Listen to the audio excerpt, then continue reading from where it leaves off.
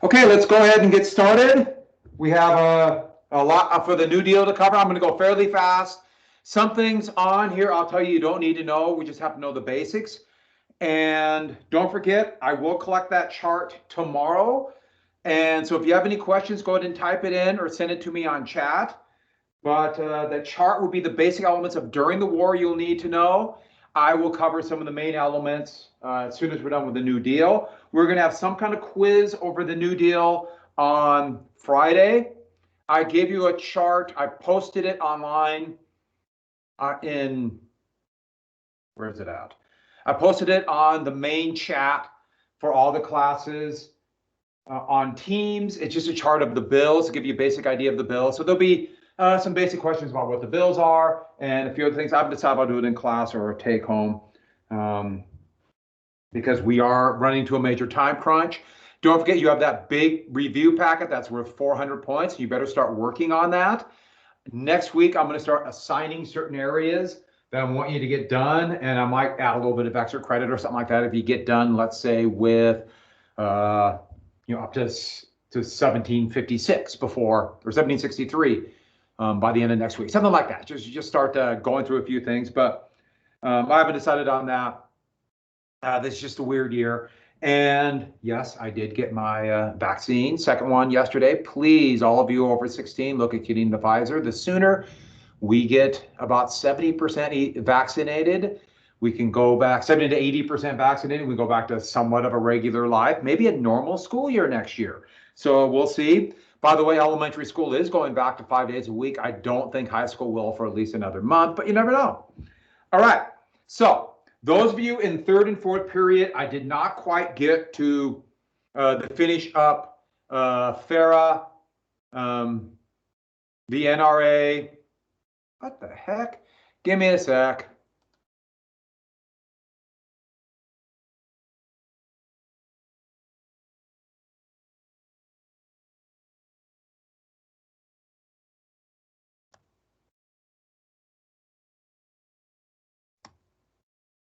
That's weird. Well, but the Federal Emergency Relief Act, sorry about that. FARA, the Federal Emergency Relief Act, Eleanor Roosevelt and Civil Rights, and the NRA, the National Recovery Act, which would be found unconstitutional. And so, not showing up.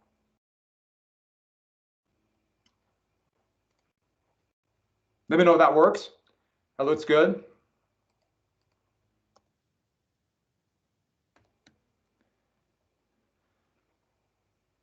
And so I put a link on today's chat for the last few minutes of that video to watch. And so in third and fourth period, you have to get that on your own. I'll do a quick little brush up on it in class tomorrow, but we're going to get started.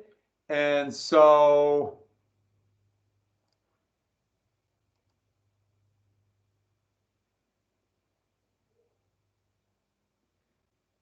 I hate that they changed this.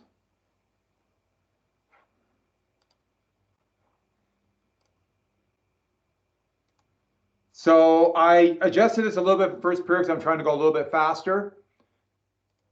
There we go. But a few more of the first New Deal bills, the Agricultural Adjustment Act, the first AAA, we try to deal with overproduction, and that would be to pay farmers not to grow. So I changed it just a little bit in first period, but I got to this, I think, in third, but not fourth. So let me do this really quick. Pay farmers not to grow. And it basically worked. There would be some waste, but for the most part, it worked, except for sharecroppers. Sharecroppers were left out of this, and this will become part of the second Great Migration. Remember, there was a first one during World War I. The second one will happen during World War II. And, yep, not for sharecroppers.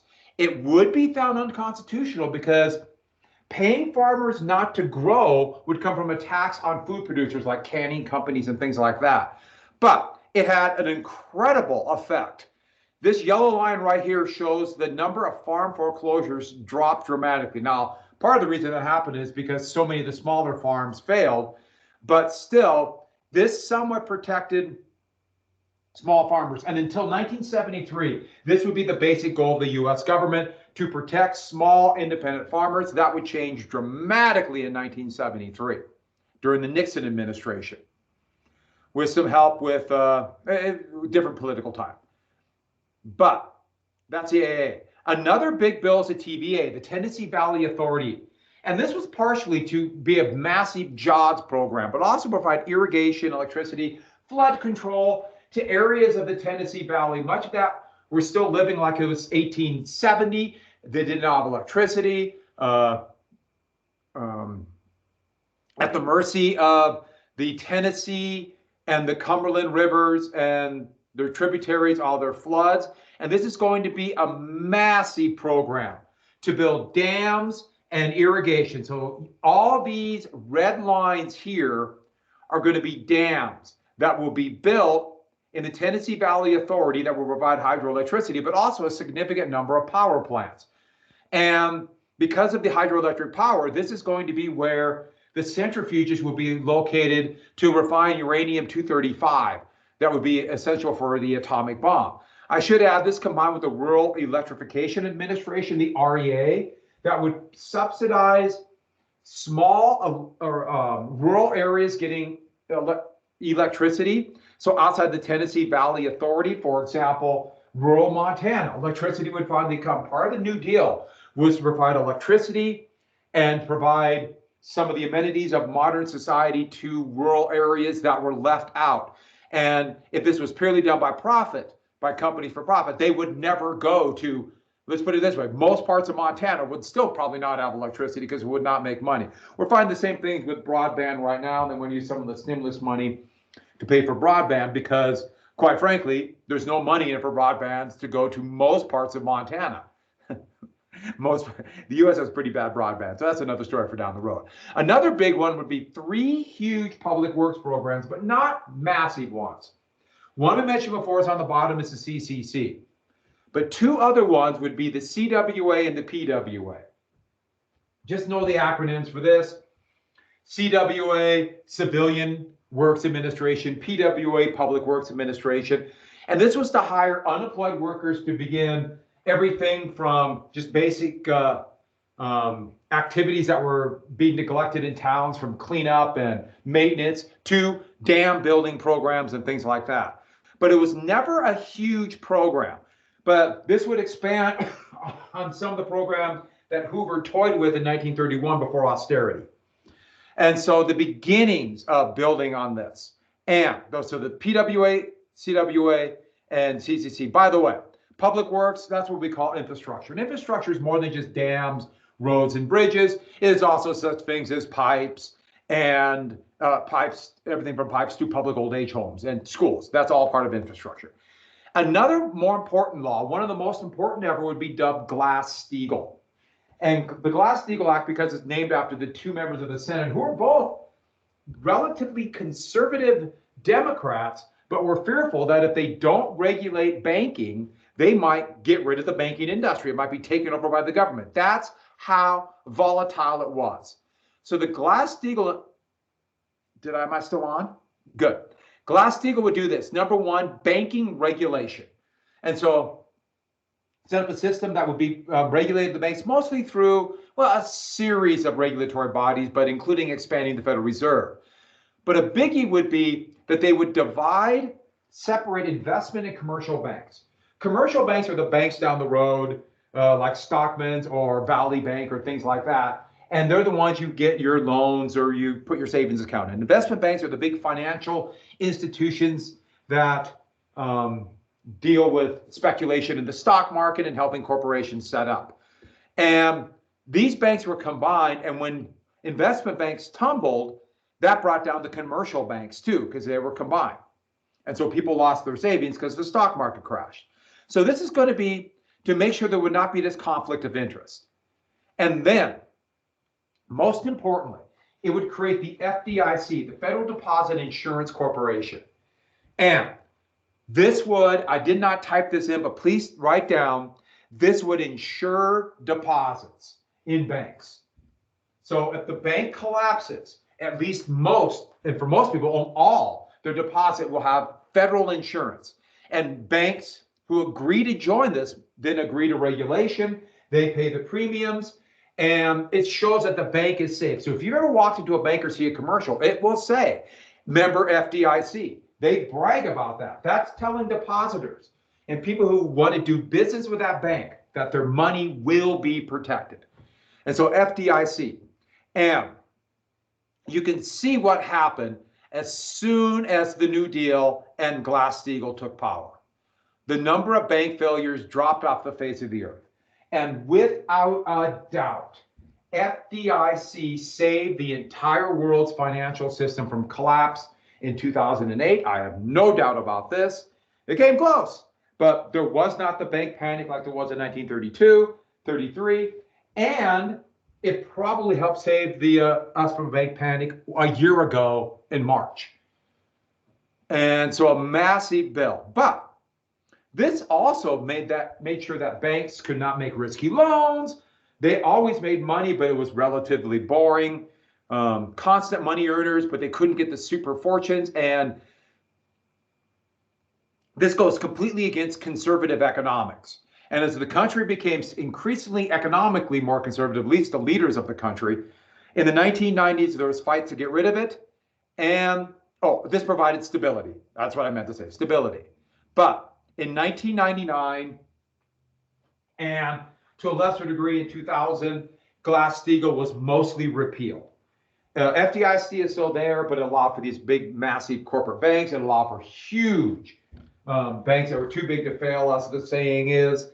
And in 8 years, this would bring unbridled speculation and a real estate boom and the destruction of the economy.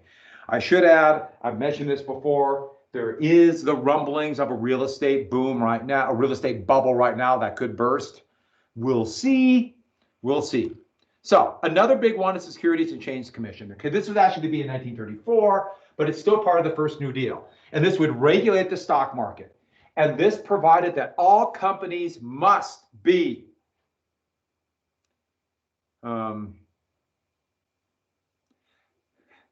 there was a lot of resistance against this. That's why I have the Democratic Congress cartoon.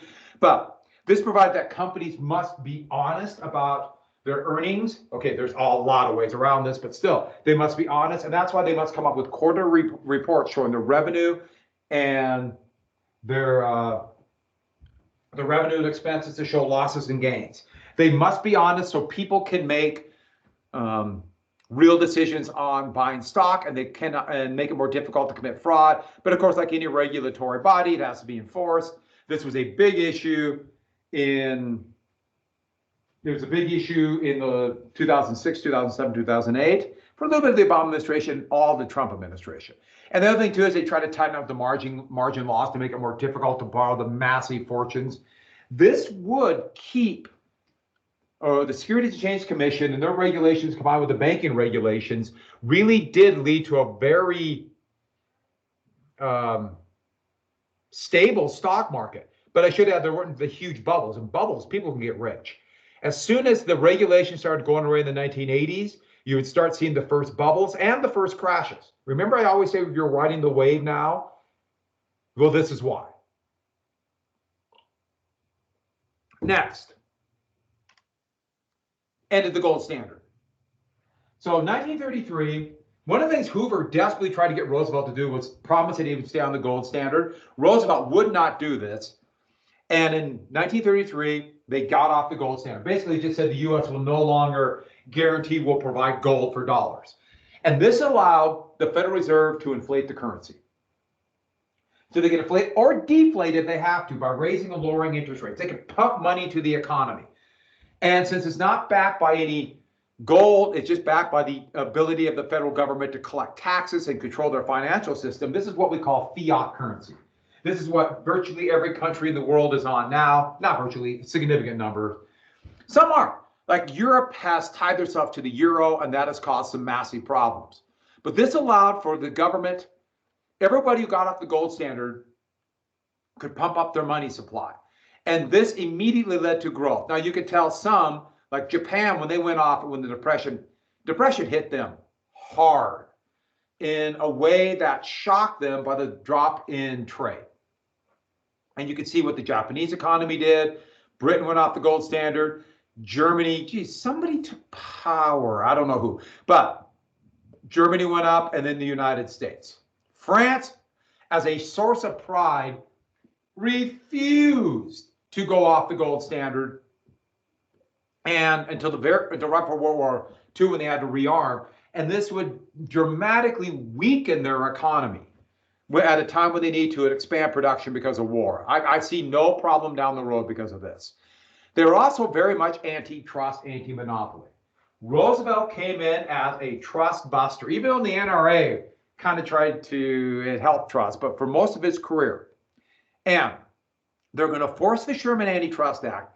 And the biggie is use the Federal Trade Commission that was created during the Wilson administration to stop mergers and stop restraint of trade, stop activities that monopolies would do to try to control trade, to control the market, and to gather power and wealth.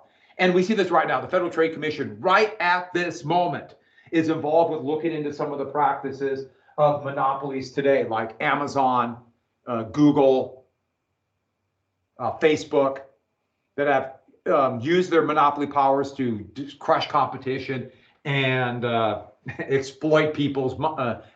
But the big thing is this would not only encourage competition, but also wages would go up. Wages go up if there's less monopolies because companies compete for workers. This is a problem we have now. Because of monopolies, wages are incredibly stagnant. And basically, monopolies can set the wages. In the late 1970s, in fact, you can say the date 1978 because that was a deregulation of the airline industry. That basically just changed. And by the 1980s, it became merger mania. And today, we are still in the throes of monopolies. There's rumblings that the Biden administration will be more antitrust, anti-monopoly. I don't know. And it really depends on your point of view. Both Democrats and Republicans are all over the place, really depending on, I would argue, who's giving them campaign contributions, but there might be other reasons too. But this is a big issue. Next, the Federal Housing Administration, another massive one. By the way, if you notice, this is just an incredible change. These are programs that made, I can't even say it, systemic changes in the U.S. economy. The Federal Housing Administration helped new homeowners get mortgage insurance. And the big thing about getting mortgage insurance is if you have insurance that you buy, people who get a mortgage, they buy this insurance, banks will be more willing to loan and accept a lower down payment if you have mortgage insurance. And so, by the government helping people get mortgage insurance, they needed a lower down payment and dramatically increased home ownership. Right before World War II, about 40% of the American public had their own homes. By 2005, 65%. Now, home ownership has dropped. One thing that happened now because of monopolies and concentration of wealth, very wealthy people are pushing up prices on homes, and that's why we're worried about a bubble. We see that in places like, have you been to Bozeman? But if you look at this poster, and by the way, the Roosevelt administration really understood the power of advertising. It says build and buy, refinance and modernize with a government-insured loan. And so this was huge. So after World War II, they purposely went after veterans or helped veterans, not only with college, but also with homes. This is a massive program, government program that exists to this day to subsidize home ownership. And this has helped almost everybody in the United States who, when they buy their first home, unless they're part of the very narrow percentage of people who are quite wealthy. And for example, my wife and I's first home was an FHA loan. And this was huge. And when we sold that house to move to an area we want to live in just a little bit more, this provided us with a little bit of wealth. We now had a home. We took the money out of that and could buy up a little bit. The problem was redlining, and I mentioned this once before. And this was done, it's hard to say, yes, it's pure it was pure unadulterated racism, but it was also just neglect and disinterest by the Roosevelt administration. And ultimately, Roosevelt is to blame. How much he had actually to do with it, it's complex. But red areas of town would be, say, these towns, this part of the town is poor, it's destitute, no federal subsidy. We're not going to provide this mortgage insurance. We're not going to do that kind of stuff. Oh, I should add, this is one thing. I got to get back to this. I almost forgot something. This is one example of so many things where I have people tell me how much they hate the government and don't need the government. And I guarantee you, they probably got their home because of this, and that is by definition the government. But back to this, redlining. So there's no federal subsidies in area red. So this is Philadelphia. So these areas, no federal subsidies. So what that meant is people aren't going to buy homes in that area. The banks aren't going to loan people money. And so these are going to be areas that are going to be, and they literally just, they went through and made these areas in red. Blue would be very desirable, green the best. And those are where banks would loan money. And it just happened to be that these areas that were mostly the areas after the Great Migrations that African Americans would live in, but also other, you notice I put in quotes, minorities, because minorities is a very complex term. What does that even mean? People who are not white is what it basically means. But in your lifetime, and we'll see about my lifetime, the people who are so-called minorities who are not white will soon be the majority. The country is changing dramatically fast. But anyways, back to this. So what you meant is basically you have segregated an area by law. Remember racism. Racism is not just racist ideas as we think of prejudice.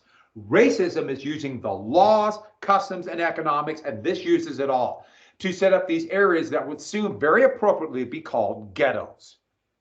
And this is going to help establish generational poverty. Because for so many Americans, the vast majority of homeowners, their main source of wealth is a home. So they can use that home as a collateral to get a loan out to send their children to college, or to as something to pass on to their children, or they could use that in their retirement so they're not a burden on their family. But you're condemning all these people to generational wealth. In 1968, this would essentially be repealed during the Great Society of Lyndon Johnson, but not completely. And you go to big cities, you can pretty much find there is a line where the old redlining was compared to these different areas. So why is the PWA here? I don't know. Okay, so the results of the first New Deal. Confidence went up dramatically. I mean, it was just like this boost of confidence, and then Roosevelt like dealing out more. And the economy grew. As you can see right here, look at the massive growth in the GDP. This is the generic trend line. We have the generic trend line here. We are still not quite we have not reached the trend line from 2008. It was a bad one. Austerity and bubbles are lead to bad ones, but it wasn't big enough. Unemployment was still really high. And the country is coming to a weird equilibrium. So Roosevelt was incredibly popular. In fact, Democrats were swept in the midterm 34 election. In fact, people were talking about is the Republican Party dead? But look at unemployment.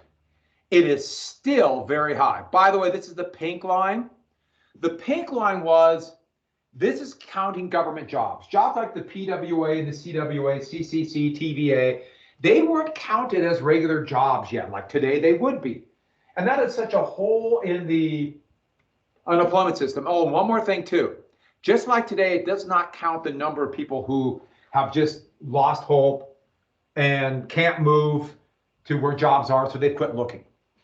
Today, that's the unemployment, the actual percentage of people unemployed, it's probably closer to 10 to 11%. So it's really bad right now. So let's get to this thing. This is something that you see a lot. Oh, by the way, I had so far no side effects. I was tired. Feel good? All right. You see this in mediocre history. I'm sorry, I'm not impressed by this, but this is something that might be on the AP exam. They break up the the New Deal into three things: relief, recovery, and reform. Relief, recovery, and reform. And basically what it says is relief is direct aid to do something about people who are unemployed and literally starving and suffering at that moment. And then recovery are programs to stimulate agriculture industry to get the economy growing again. And then reform are going to be laws that would try to reform the system. So this is the saving capitalism element to prevent future recessions. And to give it examples of that, relief would be the CCC, because those aren't permanent jobs. And then the NRA, the plan about that one was to stimulate industry. Now, it didn't work, but that was the plan. But you can see this also with things like the TVA. That was just more than the jobs program, or the WPA. And then Social Security or the FCC, that would provide, like Social Security, we'll get to in a sec, but provide some kind of break against poverty amongst the elderly. Now, the problem with relief, recovery, and reform is that there are laws that apply to relief, like FARA and CCC, and to a lesser degree to CWA. But recovery, there's WPA. And I'll talk a little bit more about this tomorrow when I get people in class. But the WPA provided job programs that had relief, but also recovery because it got the economy going. And it was reform because by building this massive infrastructure, that would help strengthen the economy. And so this is not a very good way of looking at it from an historian's point of view, or an economic historian. But for some reason, and this goes back to the 1970s, this has been a thing that has been in like high school history textbooks and therefore potentially the AP exam. Relief, recovery, and reform. And so reform, think about long-term regulation. Recovery, big programs that we try to build up the economy, like the WPA, the NRA. Relief, FARA, CCC. Okay, so with that, almost immediately, Roosevelt had enemies. And this is one of the reasons why Roosevelt is going to be beloved, probably the most beloved president in history by the majority of the population, but a significant minority despised him. And Roosevelt is a very polarizing figure. By the way, you'll notice I have lots of Roosevelt pictures in my room. But conservative or more right-wing, and I've talked a little bit about this before, more and more conservative means believing in trickle-down economics. So Roosevelt's programs not only go against trickle-down economics, but social Darwinism. I mean, you're providing direct aid to the poor. And to their point of view, they'll just waste it or drink it away. And they hated some very specific things like the regulations, especially antitrust. Monopolies are a way to accumulate wealth. And remember, trickle down, the wealthy accumulate, and the idea was it would trickle down. Now, you can argue that happens or doesn't happen. It also gets them very rich. Also, they're against direct aid. They did not want to help people. Now, Roosevelt had elements of this too, and they despised the tax programs Roosevelt had. But there's another big thing too. A lot of conservatives were fearful that Roosevelt might do something about Jim Crow laws. Now, Roosevelt's work programs did not segregate, but he never really, for the most part, but like for some of his programs did maintain Jim Crow because he needed Southern Democratic support. But they thought he might get rid of segregation and have equal rights for basically finish Reconstruction. He wanted to, and they feared that. And so here it shows Roosevelt's New Deal. You see it says socialistic experiments. Here, the Constitution of the United States canceled by FDR. And therefore the cry went out that Roosevelt must be a communist. Now, the ironic thing about this is the communists hated Roosevelt, but this goes back to this concept that labor unions were anarchists and then Reds. And they'll also say constantly that he is a traitor to his class. He's a traitor. Maybe tomorrow I'll tell you a story about that. And so with that, in 1933, it's going to be called the Wall Street Push. Push means an attempted coup to overthrow the government. some of the wealthiest Americans in the country, who are part of a group that was a legacy of World War I and looking for Bolsheviks or Germans, the American Liberty League, but included some of the richest family in the world, including descendants of the banker J.P. Morgan and the huge chemical factory DuPont. And here's Al Smith, DuPont, right back here's, these are two DuPonts right here, and that's J.P. Morgan Jr. But they organized an attempt to overthrow the Roosevelt's government. They thought Roosevelt's going to lead to economic ruin, and we need to get rid of this dangerous thing called democracy. And so their idol was the fascist Benito Mussolini. That's who they thought was great. Mussolini came and took power, got rid of that pesky democracy, destroyed labor unions, and made deals with the big corporations and finance to basically do whatever they want. And Mussolini's power came from veterans of World War I who dressed in black shirts. By the way, I'll talk about that a little bit later. The fascist salute. Well, remember the bonus army? The bonus army appeared very much like the Benito Mussolini's black shirts. They marched on Washington, D.C. in 1932.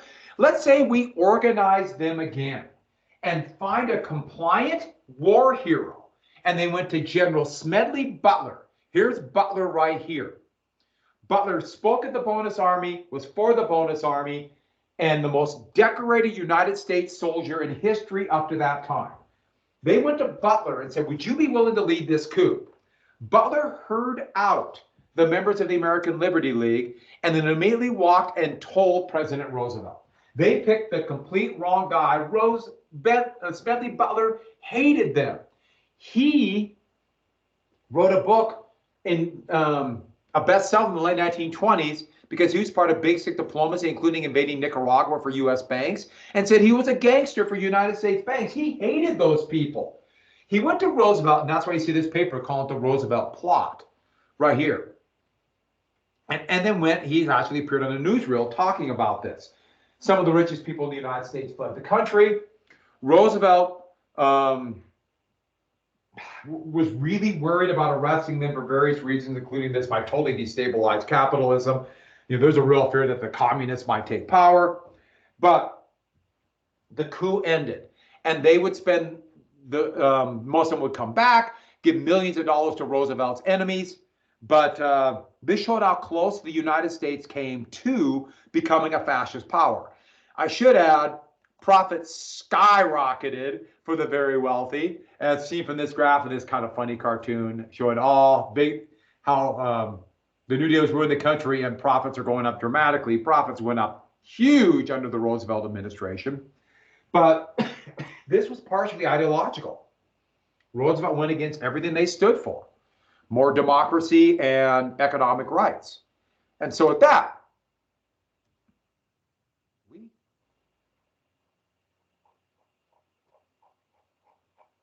just a sec. Now let's get to the enemies from the left. Oh, no, my fault. Another one on the right, sorry about that, was Father Coughlin. Father Coughlin was taking advantage of the new media, Catholic priest out of Detroit. And he was anti-FDR. In fact, actually, he was first pro-FDR. And here's Coughlin giving speeches. But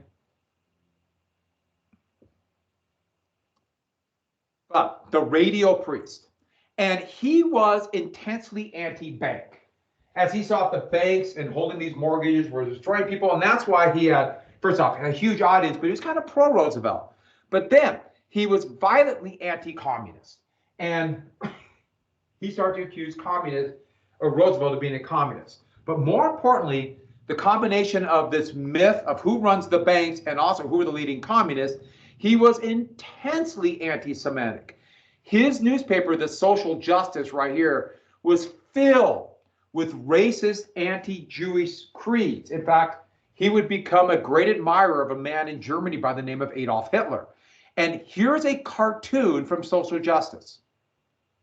And it shows, here is a red for communism, a horrific caricature of Jew, and who's in their pocket? FDR.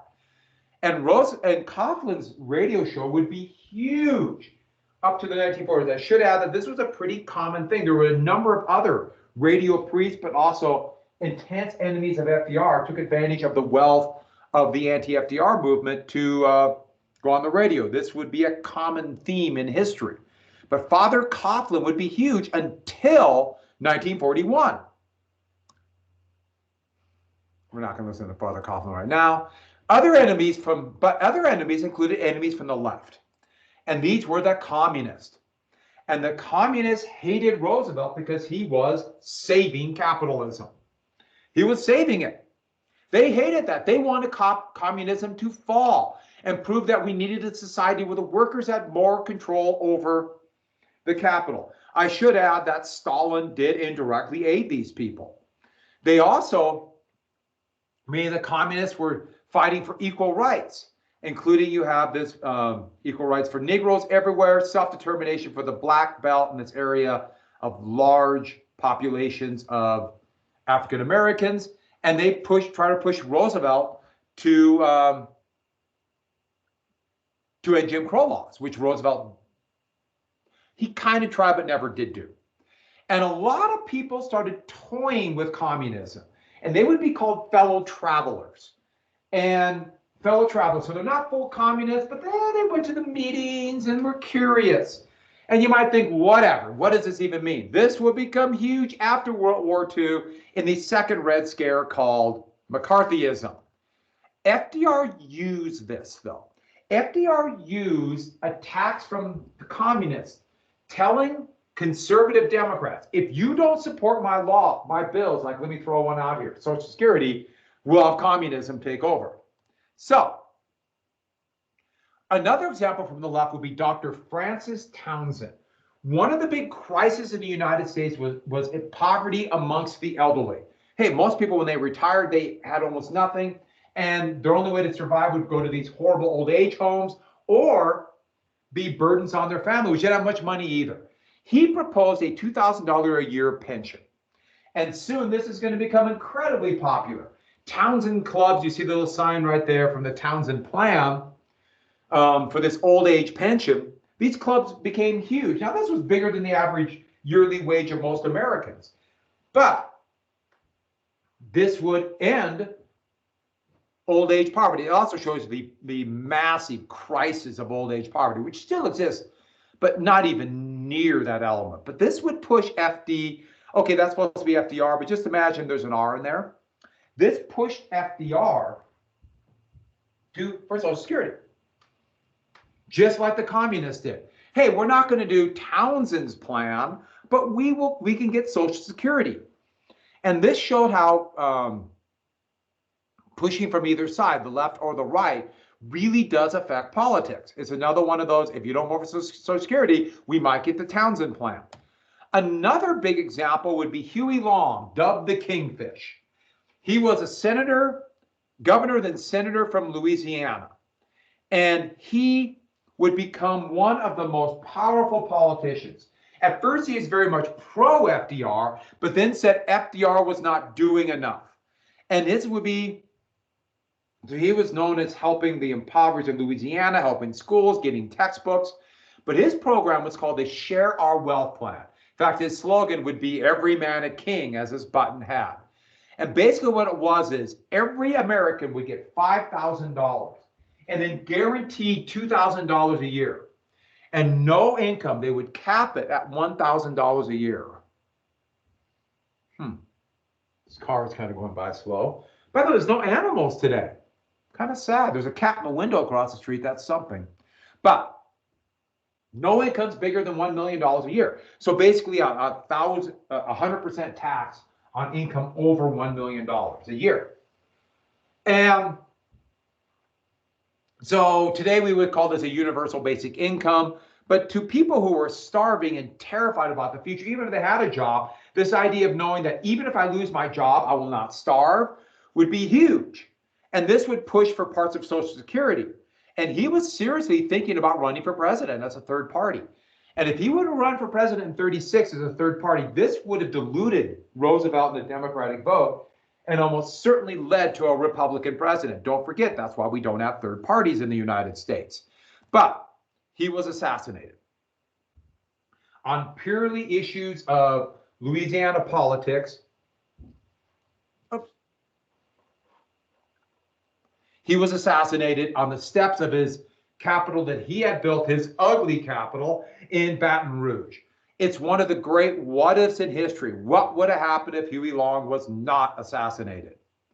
And so let me get to this. So, partially being pushed by enemies, Roosevelt would initiate the second New Deal. And the second New Deal would be bigger programs, and this is where we start getting more and more the term of liberal. And this idea of, you see this, it's evolution. We're just expanding, not revolution. But here's the other thing, spending. And I'll come back to that cartoon because it's such a good cartoon. But the second New Deal. And the second New Deal, bigger programs to alleviate the unemployment issue. And so let's get to one really quick. Social Security, one of the most long-lasting programs that basically ended 90% of the poverty amongst the elderly. Now, it's not meant to be full pension, but it's old age and it goes to all workers. It's an old age pension to all workers. Originally, it's going to be $15 a week. Don't read too much. There's been a lot of inflation. And it was not meant, it's not that much. It's only a percentage of what you earn up to a certain amount. But it is still this guaranteed pension that if you worked, you have it. And this is what we call social insurance. Social insurance means this: all of us pay. So what it means is all workers will pay for this. And here he is signing the bill right here. And there's the Secretary of Labor, Francis Perkins. She was the first woman to be on a cabinet. Roosevelt was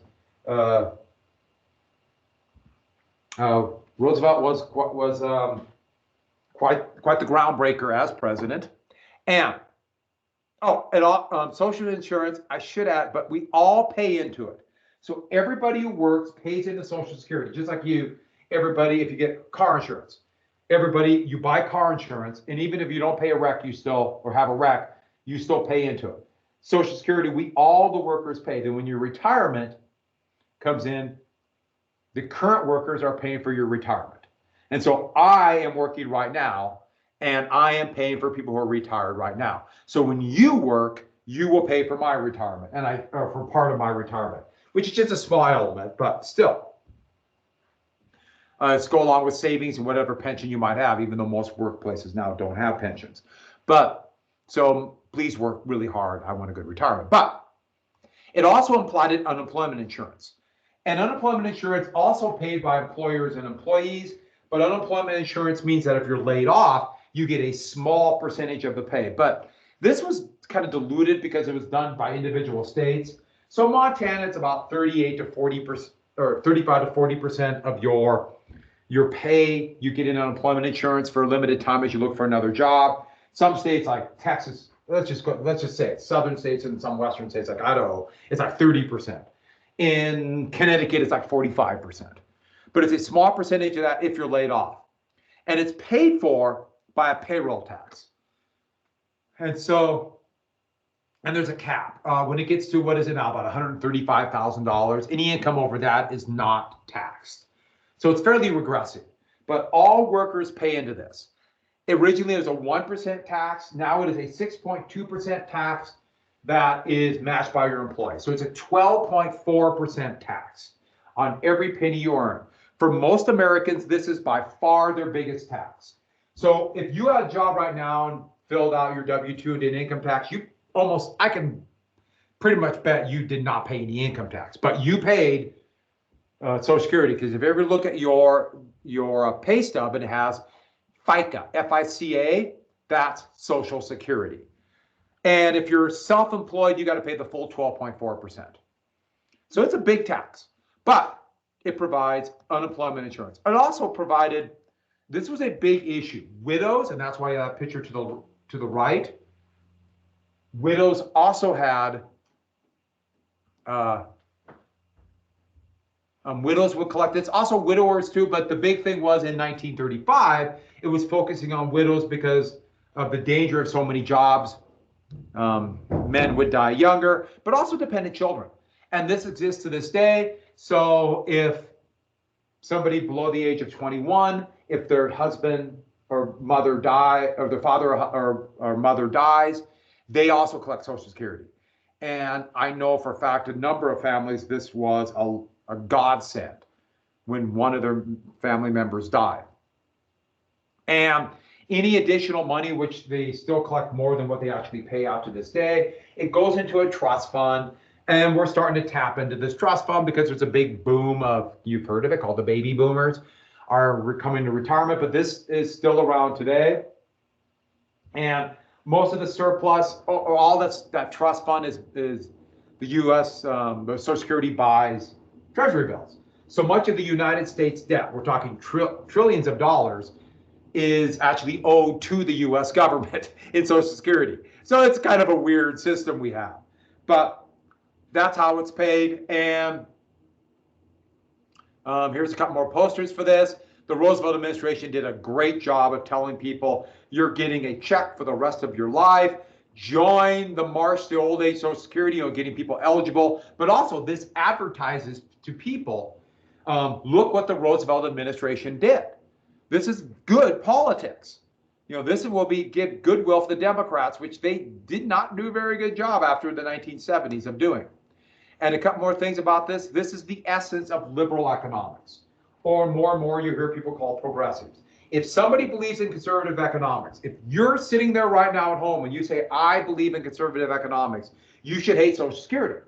Because Social Security not only goes completely against trickle-down economics, but it raises wages. If you know that your retirement is somewhat secure, this gives you bargaining power as a worker. And so, a couple things. It is not going broke. It can't go broke unless people quit working. But because there are more and more people living longer than ever before, this is being used to attack Social Security in your lifetime. In fact, when you're very young, a conservative Republican president, George W. Bush, tried to attack it, and he was beaten down pretty dramatically and lost a lot of popularity. 3 of President Trump's 4 budgets had cuts to Social Security. He would love to cut Social Security, despite the fact he promised not to do that, but he was conservative. Biden has promised to strengthen it, but right now it is in limbo. We will see. We're going to jump right to one more thing very quickly, then I'm done. The Wagner Act. The Wagner Act, after New York Senator Robert Wagner, this would say that companies must recognize unions if 1 over 50% of the people voting for it vote for it. And I should add, this is a big deal right now because Amazon, Amazon warehouse in Alabama, they're in the process of counting the votes for a union drive. And they have to the law literally says 1 over 50%, the company must recognize the union. And that means unions can collectively bargain for their workers. Since I directly benefit from collective bargaining agreement, it's hard for me to be, I try to be presented as facts, but I directly benefit from this. If I didn't have a union, I know the way teachers are treated in states without unions, that I'm a little biased here. But it also created the National Labor Relations Board, the NLRB.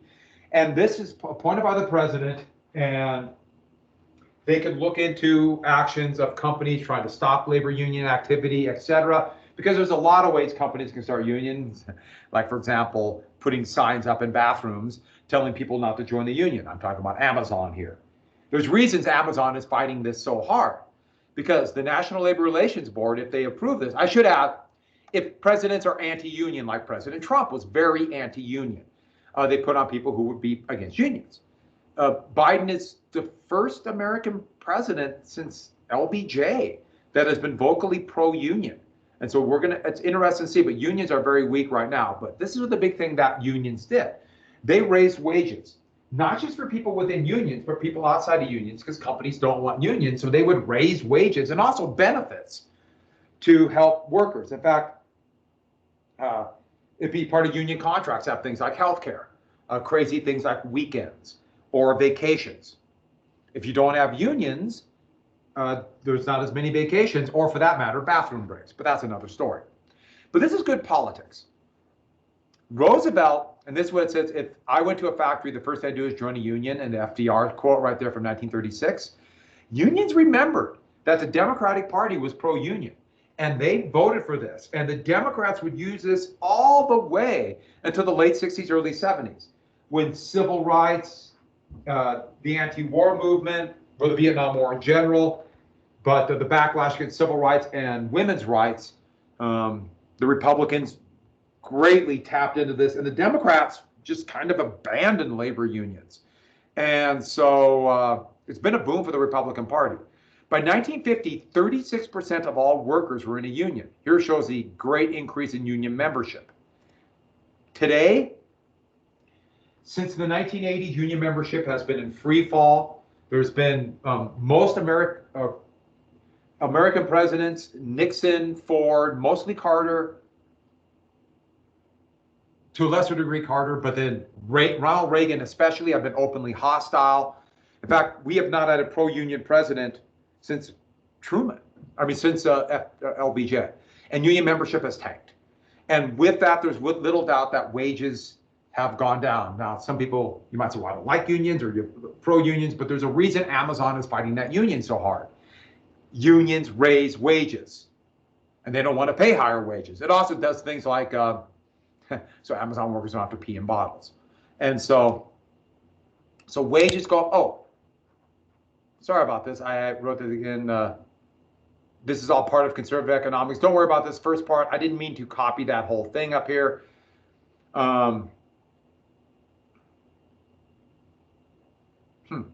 But just get right to this. Since 1980, unions tanked, and that's part of conservative economics.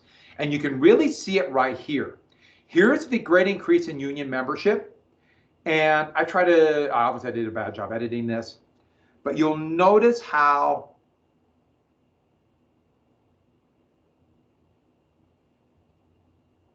the share of income going to the top percent dropped because of unions. When unions begin to decline, their money went up dramatically. Okay, so I will finish this tomorrow. I will make this an assignment, and that's it. Sorry I went a little bit longer, but lots to cover. All right then, have a great day. It's supposed to be nice today, so we'll see you tomorrow.